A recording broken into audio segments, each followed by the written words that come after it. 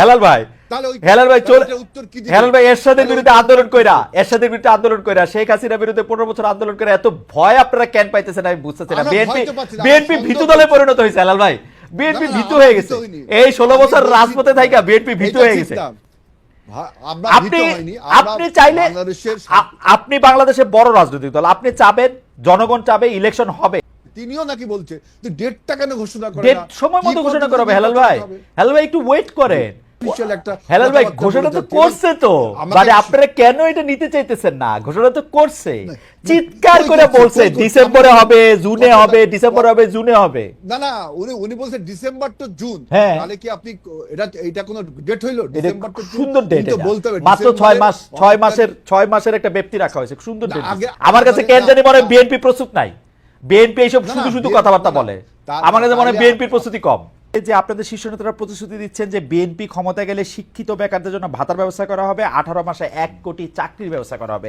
এই দুইটা আসলে কেমনে করা হবে সেটাও যদি আমাদেরকে একটু বলতেন, যে আপনারা আসলে এই যে রাজনৈতিক দলগুলো হঠাৎ করে আমরা যাদেরকে আবির্ভাব দেখতেছি, আগমন দেখতেছি, নিবন্ধনের জন্য লাইন দেখতেছি, তাদের পিছনে আপনারা আছেন কিনা হেলাল ভাই? আর দুই হচ্ছে আপনারা এগুলি যেই প্রতিশ্রুতি দিচ্ছেন এটা কেমনে পালন করবেন?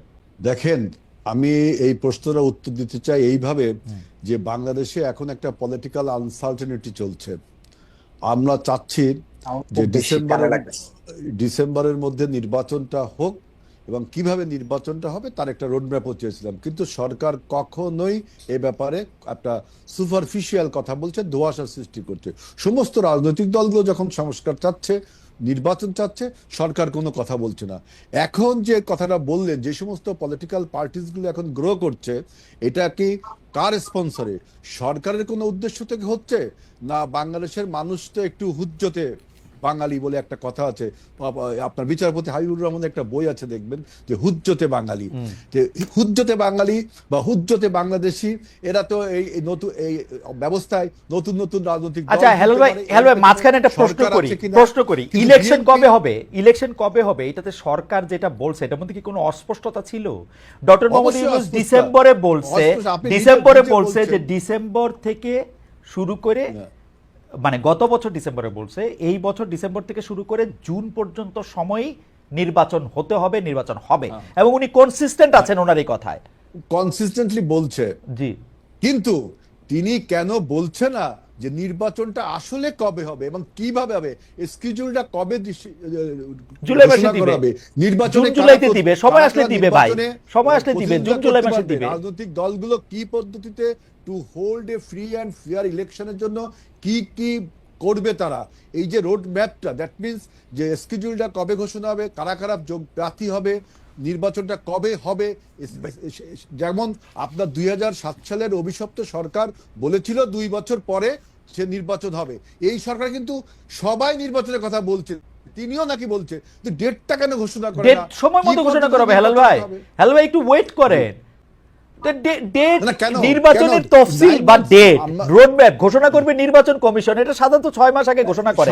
আমরা কি ডিসেম্বরে 6 মাস আগে? এখন এটা এপ্রিল মাস, মে মাস হয়েছে, জুন মাস হয়েছে। আপনি দেখেন, আপনার 91 সালের এইরকম একটা সরকার, যদিও তত্ত্বাবধায়ক সরকার ছিল, এটা অন্তর্বর্তী সরকার 3 মাসে করেছে, পরপর 3টি ইলেকশন 3 মাসে হয়েছে। 2007 সালের যে সরকারটা ছিল, এটা মতলববাজি করে এইরকম, এই সরকার যেমন বিভিন্ন রকম টার্মিনোলজি লেক্সিকন ব্যবহার করে, যে সংস্কার, তারপরে আপনার বিচার, স্থানীয় সরকার, আরো অনেক টার্মিনোলজি ব্যবহার করে, ঠিক 2007 সালের সরকার এরা আমরা টার্মিনোলজি ব্যবহার করে 2 বছর ক্ষমতায় থেকে 17 বছরের স্বৈরাচার বা ফ্যাসিবাদ একটা প্রসব করেছিল। এই জন্য আমরা এই সরকারের মধ্যে এরকম কিছু এক্সপোজার আমরা দেখতে পাচ্ছি, যে বিভিন্ন রকম টার্মিনোলজি ব্যবহার করছে। সবাই যখন সংস্কার চাচ্ছে, সবাই যখন নির্বাচন চাচ্ছে, যে সেই নির্বাচনটা তিনি ঘোষণা করছে না, সবসময় সুপারফিশিয়াল একটা। হেলাল ভাই ঘোষণা তো করছে, তো মানে আপনারা কেন এটা নিতে চাইতেছেন না? ঘোষণা তো করছে, চিৎকার করে বলছে ডিসেম্বরে হবে, জুনে হবে, ডিসেম্বরে হবে, জুনে হবে। না না, উনি বলছে ডিসেম্বর টু জুন, তাহলে কি আপনি এটা কোন ডেট হইলো? ডিসেম্বর টু সুন্দর ডেট, বলতে হবে মাত্র 6 মাসের একটা ব্যক্তি রাখা হয়েছে, সুন্দর ডেট। আগের কোন সরকার কি এই কাম করেছে? আগে বাংলাদেশে কি এই প্রেসিডেন্ট ছিল যে সরকার এসে অনির্দিষ্টকালের জন্য থাকবে, বলবে যে আমি দিচ্ছি? ছিল তো, এই আওয়ামী লীগের আমলে প্রেসিডেন্ট ছিল, ওর যখন ইচ্ছা ওই ইলেকশন দিছে, যখন ইচ্ছা ইলেকশন দেয় নাই আওয়ামী লীগ। আর আওয়ামী লীগ তো আপনার বেঞ্চমার্ক হতে পারে, আওয়ামী লীগ তো স্ট্যান্ডার্ড হতে পারে না। আওয়ামী লীগ তো বাংলাদেশের পলিটিক্সকে এই পর্যায়ে নিয়ে গেছে, আওয়ামী লীগকে তো উৎখাত করা আছে। এখন আপনি যদি আবার আওয়ামী লীগের মতো বিহেভ করেন তাহলে জনগণ এটা মানবে না।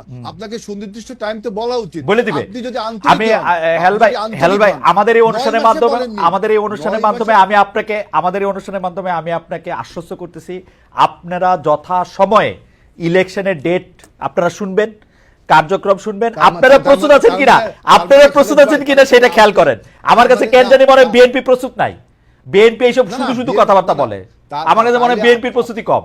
না, আপনি এত অ্যাসিওর করছেন যে সরকার নির্বাচনের ডেট ঘোষণা করবে, তাহলে কি সরকারের সাথে আপনার কোনো সক্ষতা বা? না, আমি সরকারের কথা সরাসরি শুনি, আমি সেই জন্য আমি বুঝতে পারি সরকারের কথা সরাসরি। আমি কোন আপনার মতো এত গোপন তথ্য আমার কাছে নাই, আমার কাছে সরাসরি তথ্য আছে। কিন্তু সরকার বলছে ইলেকশন দিবে।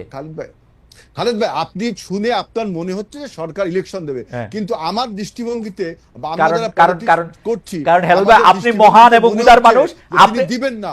হেলাল ভাই কারণ কি আমি আপনার বলি, কারণ আপনার আমি ছোটবেলা থেকে, ছোট না মানে ধরেন 30 বছর ধরে চিনি, আপনি মহান এবং উদার মানুষ। আপনি মনে করতেছেন এনসিপি শক্তি আপনার চেয়েও বেশি, এই জন্য এনসিপি যেহেতু ইলেকশন চায় না, এনসিপি ইলেকশন না চাইলে সরকারও ইলেকশন থেকে সেটা সাকাম করবে, এটা হবে না ভাই। এনসিপি না, আমি এনসিপি কে প্রতিপক্ষ মনে করেন তো ভাই। আমাদের চেয়ারম্যান কিন্তু বলছে যে এবারের নির্বাচনটা অনেক শক্ত হবে, তাই না? একটু শক্ত হবে না, এইটা আপনাদের ভয় দেখার জন্য বলে, একটু শক্ত হবে না, উনিও জানে এটা।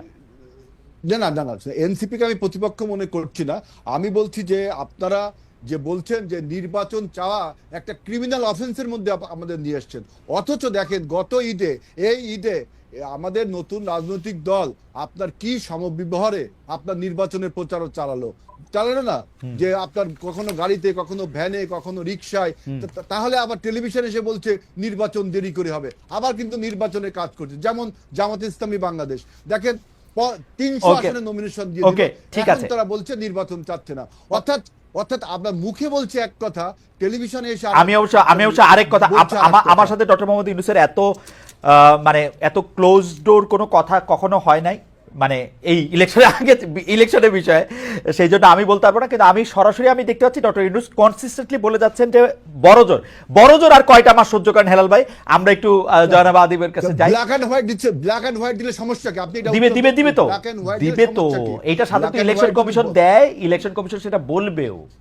এই সরকার তো আর বলবে না যে আমরা কবে ইলেকশন। আপনি একটা উদাহরণ দেখেন যে এই ডক্টর ইউনূস সরকার বলল যে ডিসেম্বরের মধ্যে নির্বাচন করবার সমস্ত ব্যবস্থা করতে নির্বাচন কমিশনকে বলল। হ্যাঁ, আমি দেখলাম 2 ঘন্টার মধ্যে তার প্রেস রিংতে বলা হচ্ছে যে ডক্টর ইউনূস সরকার এরকম বলিনি। এই জন্য আমি বলছি যে ডক্টর ইউনূস সরকারের ভিতরে কি কোনো সরকার রয়েছে যারা নির্বাচন